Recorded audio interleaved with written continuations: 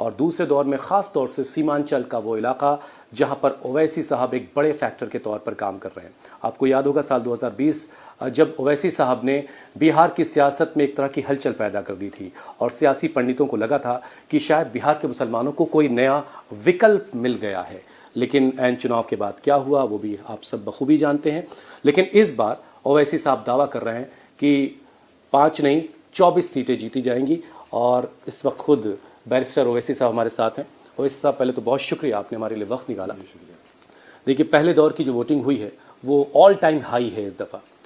तो ओवैसी साहब, इस बढ़े हुए वोट को किसकी तरफ जाता हुआ देख रहे हैं, किसका हक दिखाई दे रहा है? ये एनडीए के खेमे में जा रहा है, ये महागठबंधन को मिल रहा है? नहीं, ये कोई इस तरह की पेश कयासी या राय कोई कायम नहीं कर सकता। अब जाहिर है, अब जो जिस पार्टी का होगा वो बोलेगा कि मेरे तरफ है, उनके तरफ है। तो मैं समझता हूँ कि इसका बोलना बड़ा मुश्किल है और बेहतर ये है कि 14 तारीख को जब काउंटिंग शुरू होगी तो उसके बाद ही हम कुछ राय कायम कर सकेंगे। अभी तो कुछ नहीं बोल सकते। ये तो वोट डालने का हक़ है और वोट का इस्तेमाल किया गया, ये बहुत अच्छी बात है। अच्छा, अब देखिए, आप महागठबंधन में आप शामिल होना चाहते थे, अख्तरुल इमान साहब बाकायदा वहाँ तक गए, ख़त पे ख़त लिखे गए।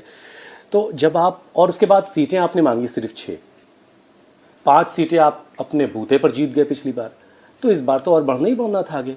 तो सिर्फ 6 सीटें मांगने के लिए, महागठबंधन में शामिल होने के लिए की बात कुछ हजम नहीं होती। बहुत सारे लोग कहते हैं कि उसका पस मंज़र ये है, पसे मंज़र क्या है उसके? पसे मंज़र ये है कि बिहार के उलेमा, मशाइखीन, वकला, प्रोफेसर्स, टीचर्स अख्तरुल इमान साहब से मिले और मिल के बोले कि भाई आप इत्तेहाद क्यों नहीं कर लेते।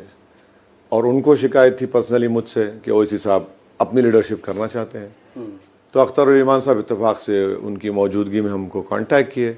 हमने उनसे कहा, अख्तरुल इमान साहब, इन जिम्मेदारों से कह दीजिए कि वो जो चाहते हम करने तैयार हैं। उन्होंने कहा कि आप ख़त लिखिए। तो हमने कहा आप उसका मतन लिख दीजिए, लिख दीजिए कंटेंट, आप हम लिख दीजिए। तो ठीक है, उसको लेकर अख्तरुल इमान साहब ने सिर्फ राजद को नहीं, जितने पार्टीज 4 हैं, CPI, CPIML, राजद, उस वक्त तो ये मल्ला नहीं था, VIP पार्टी नहीं आई थी, चारों को लेटर लिखे, उनके प्रेसिडेंट्स को। फिर बाद में तेजस्वी ने कहा कि भाई मुझे नहीं आया, हमको नहीं मालूम था कि वालिद को ख़त लिखने के बाद बेटे को भी लिखना पड़ता है। तो हमने कहा आप लिख दीजिए। उसमें हमने फिर लिखा कि 6 सीट दीजिए। 5 हम जीते थे, एक बाई इलेक्शन किशनगंज में था, पहले हम 1 सीट जीते थे बाई इलेक्शन में। हम बोले 6 दे दो, अगर आपको इख्तदार मिलता है, सत्ता मिलती है तो मंत्री मत पोस्ट मत दीजिए। हम ये बोले कि 371D के तहत सीमांचल डेवलपमेंट काउंसिल का रेजोल्यूशन पास करके दिल्ली भी जाइए, ताकि उससे जो लोकल डेवलपमेंट होता है वो स्टेक होल्डर्स करते हैं डेवलपमेंट, ना कि पटना में बैठने वाले। और आप कम्युनिज्म फासिज्म को रोकिए। 3 चीज़ें हम बोले।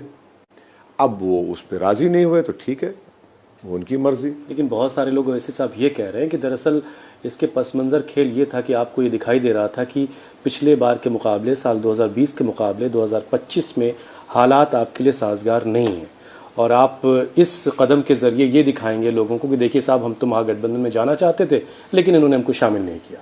नहीं नहीं नहीं, ऐसा कुछ भी नहीं है। आप देख लीजिए, इंशाल्लाह 14 तारीख को आपके प्रोग्राम पे आएंगे, आपके रजत जी के प्रोग्राम पे आएंगे, नतीजा सामने आएगा आपके। ये घोड़ा मैदान आगे है। ये जो हुज्जत पूरी करना था हमको सही मानों में, क्योंकि जो लोग यहाँ पर थे जिम्मेदारान, उनको लग रहा था कि नहीं, बोले ठीक है, मतलब झूठे को मंजिल तक पहुंचाना है ना। हुज्जत का मतलब, ओवैसी साहब ने जो हुज्जत लफ्ज़ कहा है, दरअसल एक अरबी का लफ्ज़ है, उसका मतलब ये है कि किसी चीज़ को कंक्लूड करके सामने रख देना कि अगर कहीं से कोई ये सवाल उठे कि भाई महागठबंधन के साथ हो लेते तो वोट नहीं भी करता, तो वो सब कुछ कर लिया और हुज्जत तमाम हो गया। अब हमने तो पेश कर दिया अब जनता के सामने, कौन बीजेपी को रोकना चाह रहा, कौन नहीं रोकना चाह रहा, वो एक्सपोज हो गए। और फिर एक्सपोज ऐसे हुए कि 3.5% मल्ला समाज है। अभी नॉमिनेशन प्रोसेस शुरू नहीं हुआ, वो कह दिया कि आपके बार मल्ला का बेटा। ये तो सिर्फ आप 3.5% क्यों कहते हैं? मल्ला के नाम आने का मतलब ये होता है ना कि उसके साथ और बहुत सारी अति पिछड़ी और पिछड़ी जातियां हैं, कि सिर्फ मल्ला को जोड़ेंगे आप? 3.5, वो तो उसने क्या कहा, अब के बार मुकेश सहनी साहब ने कहा अब के बार मल्ला का बेटा उप मुख्यमंत्री होगा। बिहार में 17% मुसलमान है, 2% हटा दीजिए आप अपर कास्ट मुस्लिम्स, 15% जो कास्ट है वो सबसे बड़ा सेगमेंट है। आप उसको क्या कर रहे हैं? देखिए MY आप बोलते हैं, MY मगर अक्सर मकसद क्या है कि वाई राज करेगा और मुसलमान एक ATM की तरह वोट डालते रहेगा, वोट लेने दरी बिछाएगा, वोट लेने वाला नहीं बनेगा।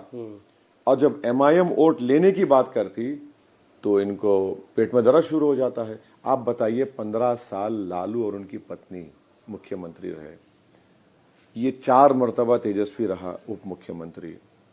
तो ये कौन सा निज़ाम है, ये कौन सी आपकी सियासत है कि अब क्या तेजस्वी को के बाद उनके बेटे को करना पड़ेगा, फिर उनके बेटे को करना पड़ेगा, और मिलेगा क्या हमको?